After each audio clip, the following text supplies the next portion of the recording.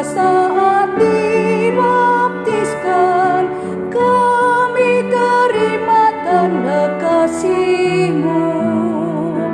Air pernah membawa kematian, tetapi selamat isi putra-Mu. Ya Tuhan, pada saat dibaptiskan, kami beroleh pengasihan-Mu.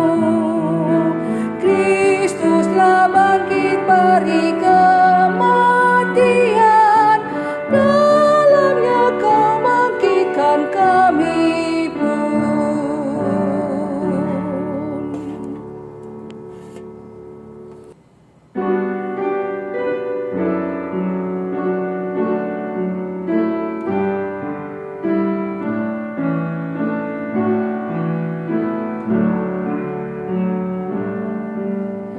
Datanglah Roh Kudus, isilah hidupku, hingga seluruh maksud-Mu menjadi maksudku.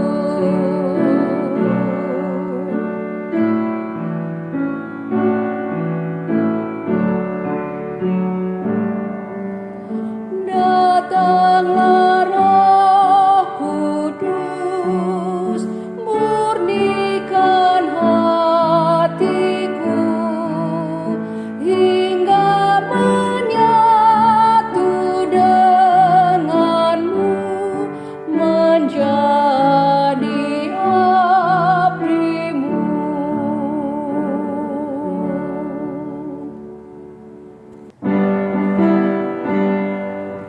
Haleluya, haleluya, haleluya.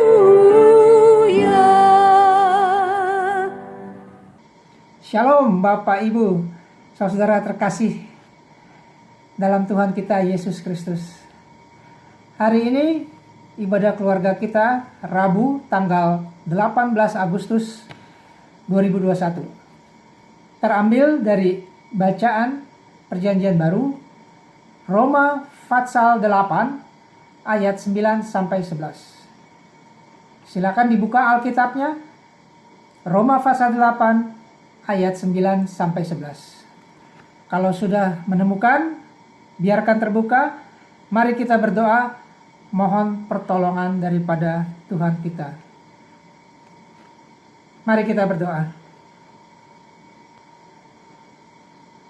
Allah Bapa yang Maha Mulia yang kami sembah, dalam nama anak-Mu Yesus Kristus, kami jemaat-Mu datang berkumpul malam ini untuk bersekutu bersama, untuk mendengarkan dan mengerti arti daripada firman yang telah Engkau tuliskan dalam Alkitab. Biarlah hati dan pikiran kami menerimanya dengan tenang. Jauhkanlah kami semua daripada segala gangguan kuasa iblis roh jahat yang mau mengganggu. Tuhan tolong berkati hamba-Mu ini, biarlah hamba dapat membawakannya firman-Mu dan menerangkannya kepada jemaat sekalian, sehingga kami bisa mengerti bersama apa arti makna daripada firman-Mu ini. Terima kasih. Dalam nama anak-Mu Yesus Juru Selamat kami yang hidup. Haleluya. Amin. Baik Bapak Ibu jemaat yang Tuhan Yesus kasihi, kita akan membaca firman Tuhan. Roma pasal 8 ayat 9 sampai 11 yang menyatakan, tetapi kamu tidak hidup dalam daging, melainkan dalam roh. Jika memang roh Allah diam di dalam kamu, tetapi jika orang tidak memiliki roh Kristus, ia bukan milik Kristus. Tetapi jika Kristus ada dalam kamu, maka tubuh memang mati karena dosa, tetapi roh adalah kehidupan oleh karena kebenaran. Dan jika roh Dia yang telah membangkitkan Yesus dari antara orang mati diam di dalam kamu, maka Ia yang telah membangkitkan Kristus Yesus dari antara orang mati akan menghidupkan juga tubuhmu yang fana itu oleh Roh-Nya yang diam di dalam kamu. Amin. Bacaan Alkitab ini yakni menceritakan daripada perjalanan Paulus di kota Roma. Dan di sini kita melihat bahwa ayat 9 sampai 11 menceritakan juga tentang kehidupan oleh Roh Kudus. Dalam surat penggembalaan kepada jemaat di kota Roma, Rasul Paulus mau menegaskan kepada kita dan juga kepada jemaat di Roma saat itu yang sedang mengalami atau berada dalam suatu pergumulan yang berat. Perlu diketahui bahwa jemaat Kristiani di kota Roma pada saat itu termasuk dalam situasi yang cukup berbahaya dan tidak membuat nyaman kehidupan bagi mereka. Kenapa?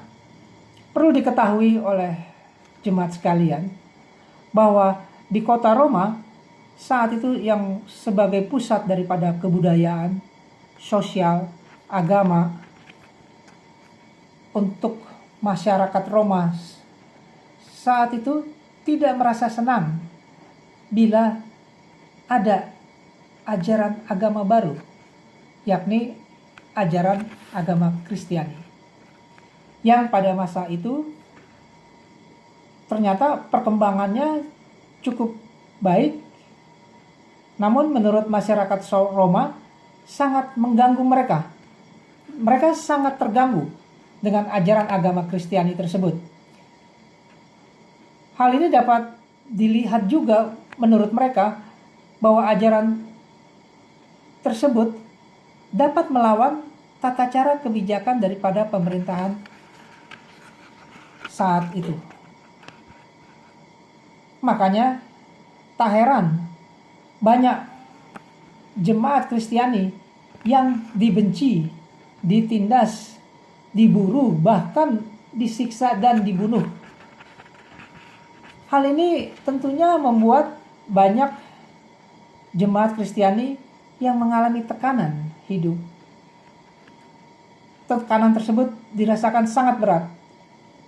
Dan ini mempengaruhi dalam persekutuan atau beribadah mereka, di mana mereka harus melakukan peribadahan bukan di tempat yang biasa mereka lakukan, di dalam rumah atau tempat-tempat tertentu di kota, tapi harus dilakukan di dalam gua-gua, di perbukitan, di sekeliling kota Roma. Bahkan yang lebih lagi, karena tekanan berat dari pemerintah dan masyarakat Roma saat itu yang non-Kristiani, membuat banyak jemaat yang takut, sehingga banyak yang murtad serta meninggalkan keyakinan imannya kepada Yesus Kristus. Dari ini kita lihat dari ayat 9, penjelasannya menyatakan bahwa kita tidak bisa hidup dalam daging, tapi dalam roh.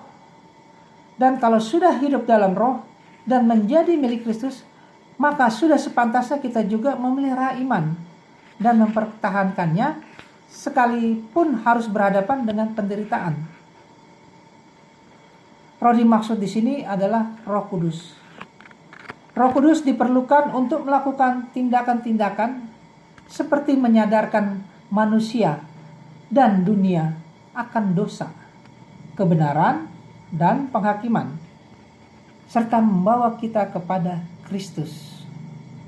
Roh Kudus sejatinya memimpin umat Tuhan untuk 1. Kita hidup hanya bagi Kristus. 2.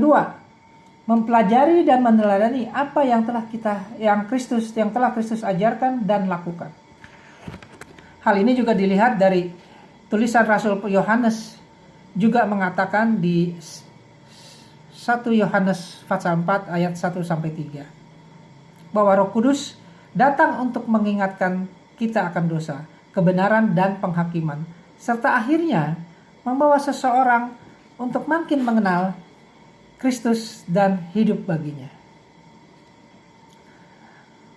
Bapak Ibu, jemaat Tuhan yang Tuhan Yesus kasih, melalui iman kepada Tuhan Yesus, hidup yang kita jalani bukan lagi hidup oleh karena keinginan daging, tetapi keinginan rohlah. Sebab diri kita menjadi kediaman rumah Tuhan yang menghidupkan dan yang memerintah dalam diri kita. Pertanyaannya, kemudian apa tanda kita menjadi milik Kristus? Dalam hal ini Rasul Paulus menjelaskan sebagaimana di ayat 10 yang sudah kita baca. Tetapi jika Kristus ada di dalam kamu, maka tubuh mati karena dosa, tetapi roh adalah kehidupan oleh karena kebenaran. Maksudnya adalah bahwa kita harus meyakini bahwa tubuh kita tetap tubuh yang berdosa dan mau tidak mau harus mati sebagai upah dosa. Namun, jika di dalam Kristus, roh kita tetap hidup karena dalam roh ada kehidupan baru yang berasal dari Roh Kudus yang memancarkan kebenaran dan keadilan Allah. Ayat 11 di sini Rasul Paulus menjelaskan lagi bahwa jika Roh Allah telah membangkitkan Yesus Kristus dari antara orang mati, dan roh yang sama juga diam dalam kehidupan kita, akan menghidupkan tubuh kita yang fana. Artinya seperti kebangkitan tubuh Kristus, maka tubuh kita pun juga nanti akan dibangkitkan kelak. Dari ayat yang kita baca malam ini, Rasul Paulus memberikan keyakinan kepada jemaat saat itu di Roma bahwa mereka sudah lahir baru dengan menerima Kristus sebagai juru selamat. Yohanes 3 ayat 16. Maka hidup mereka adalah milik Kristus dan roh Allah diam di dalam mereka. Nah, bagaimana aplikasi di dalam kehidupan berjemaat kita bersama saat ini? Demikian halnya dalam menghadapi berbagai persoalan hidup. Jangan pernah kita berkecil hati atas kelemahan kita. Sebab memang kita harus akui bahwa kita lemah jika hanya mengandalkan diri kita. Namun sebaliknya kita harus berbesar hati sebab kita mau dituntun oleh Roh Allah yang memiliki kuasa yang tidak terbatas. Setiap saat, hari demi hari, sedikit demi sedikit, Allah akan menuntun, mengajar, dan mengarahkan kita untuk semakin menyatu dengan kuasa-Nya yang tak terbatas memberikan kehidupan kepada kita. Betapa besar dan kayanya karunia Roh Kudus yang kita terima. Efesus pasal 2 ayat 7. Roh Kudus yang memiliki banyak peran dalam kehidupan kita. Dia menjadi penolong, penghibur, penasehat, pengajar, penuntun. Roh Kudus yang sanggup melakukan bagi kita apa yang tidak pernah dapat kita lakukan sendiri dengan kekuatan kita. Roh Kudus yang membantu kita dalam kelemahan kita, yang berdoa bagi kita ketika kita tidak tahu apa yang harus kita minta. Roh Kudus juga menyatakan bagi kita hal-hal yang tidak pernah dilihat mata, didengar telinga, yang tidak pernah timbul dalam hati manusia, bahkan hal-hal yang tersembunyi dalam diri Allah. Roh Kudus menyatakan itu bagi kita. Segala yang berguna bagi kehidupan kita, Roh Kudus akan senantiasa bekerja mendatangkan itu bagi kita. 1 Korintus pasal 2 ayat 9 dan 10. Jadi dalam kehidupan kita sebagai jemaat Kristus di mana kita menerima Yesus Kristus sebagai juru selamat, haruslah tetap memelihara Roh Kudus yang ada dalam diri kita dan selalu setiap saat memohon kepada Kristus untuk selalu dapat dipimpin oleh Roh agar menuju kepada kebenaran kekal. Sekarang pilihan hidup ada pada diri kita masing-masing. Apakah tetap dipimpin oleh Roh Kudus yang Allah berikan, atau tetap hidup mengikuti kedagingan dunia? Silakan, jemaat terkasih. Tapi saya rasa kita semua akan memilih untuk tetap dipimpin oleh Roh Kudus. Sebab di dalam Kristus orang percaya tidak hidup dalam daging, melainkan dalam roh. Amin.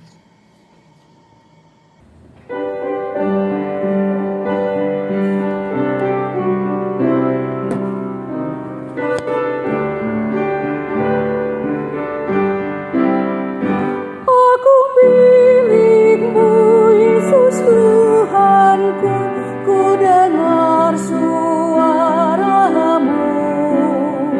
ku merindukan datang mendekat dan diraih olehmu.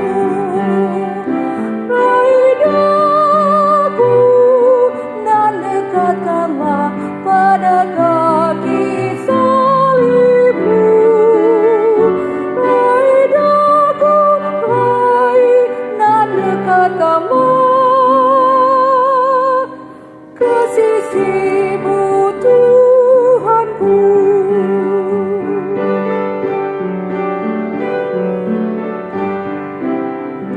Aku hamba-Mu, Kau sucikanlah oleh kasih kurnia, hingga jiwaku memegang teguh kehendak-Mu yang mulia. Raih daku dan dekatkanlah pada kaki salibmu. Raih daku, raih dan dekatkanlah ke sisimu, Tuhanku.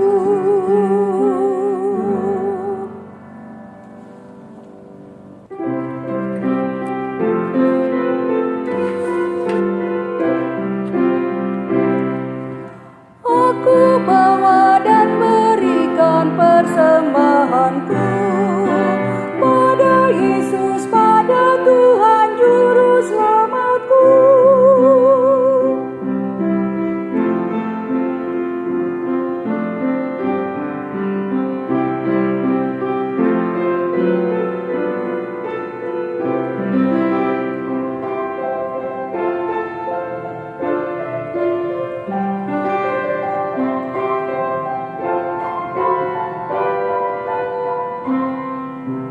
Aku bawa dan berikan persembahanku